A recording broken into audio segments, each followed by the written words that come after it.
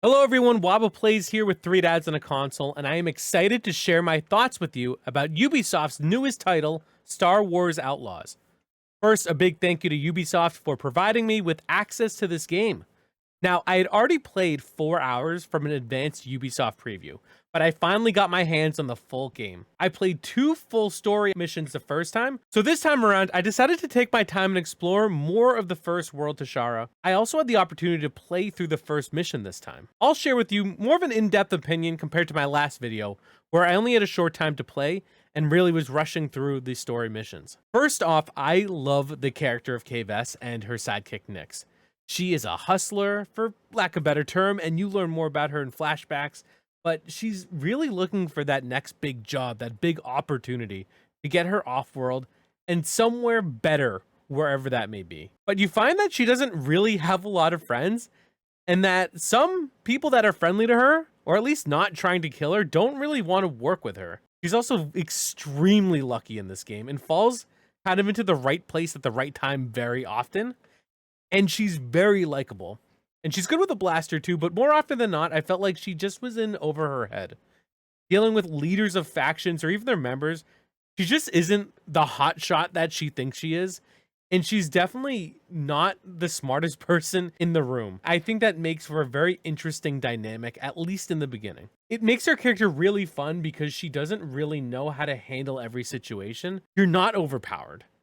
More often than not, she is going to struggle.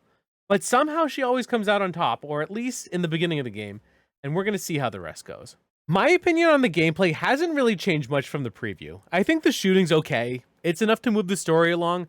The AI that you face during these shootouts, it's not super dynamic. There's not really a lot of strategy. They just really overpower with numbers, or at least that's what happens in my point in the playthrough. There's a reliance on stealth sometimes, and I don't love this mechanic as much or find these styles of missions to be as fun. You have to draw people in by whistling. It just seems kind of unrealistic, and they lose interest sometimes when like their dead friend is right there on the ground. I do like the platforming in this game because there's a lot of different environments, whether it's outside, inside, and it gives you a lot of flexibility on how you're going to approach your objective. Because of this though, I do feel like you're in vents a lot and away from like the cool main areas, but that's if you choose to be a sneaky person. You can also just go in there guns blazing, and you'll usually have to deal with some reinforcements if that's something you want to do. Now, I chose to take more time to explore than I did in the preview, and I'm really glad I did.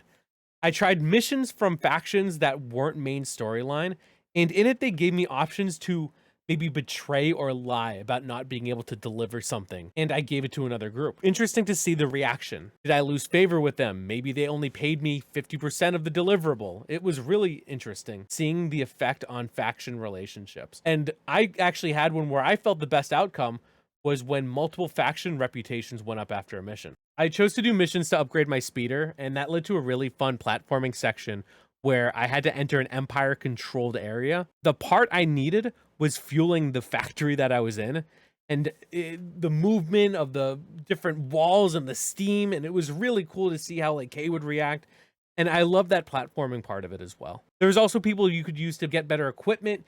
Some of them were fetch quests, other times you had to go and search them out, and I just think it builds like a better world. I also noticed that there are some places that just aren't accessible yet. Either you need more upgrades or you don't have the skills yet available.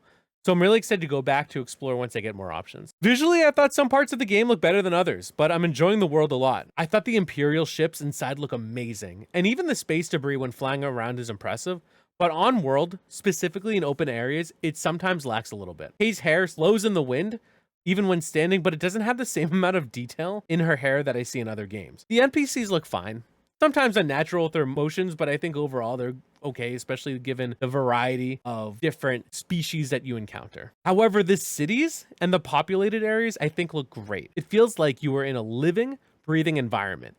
Things were happening all around you, people walking by, conversations going on that you can listen in on and sometimes gain intel about good loot to find. It just feels like you're truly a part of this world. And you can also choose to use your influence with certain factions to direct conversations with certain people, and that really goes to show the impact of your decisions. I've also fallen in love with the Sabak minigame. It's like a card game, a spin-off of poker in a way, and the goal is to get the lowest pair from 2 separate color cards. You can also get a wild card where at the end you spin 2 die and pick one of the numbers, and sometimes you hit and sometimes you don't. But I spend a good amount of time learning the rules and playing the game. I found a 4-player table in the first world to join, and also there's a 1v1 encounter, and that just adds a different challenge to the game. I learned that in addition to the main game of Sabacc, which is super addictive in my opinion, you can also send Nyx to peek at your opponent's hands and hopefully not get caught, while also using special cards that will impact the game once per round. You can remove the amount of time someone can redraw, and you can also make your redraws free. And these special cards can be found around the world. Catch 'em all or something. But Sabacc was super fun, and I'm excited to see how they use this game down the road, hopefully in the story. At this point, I'm really liking Star Wars Outlaws, and I'm really excited for everyone to play it. While I've shared some criticism, I've spent a good amount of time in the first world, but I feel like I've barely scratched the surface. I'm getting sidetracked often, and that's in a good way.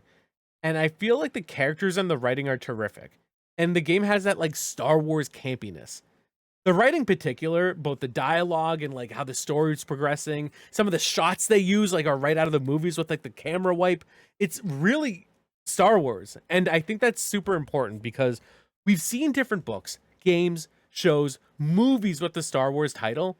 And capturing the feel of this world is like the most important aspect, and I think that Outlaws really nails it. And I think that's going to lead to this game being a success. Having a great story, I think that some of the smaller things can be overlooked because people are just going to want to jump in, be Kay Vess and join her story. Kay is super likable, and it makes me want to learn more about her past, and where we're headed together in this universe. Star Wars Outlaws releases on August 30th, and I look forward to seeing all of you out there in a galaxy far, far away.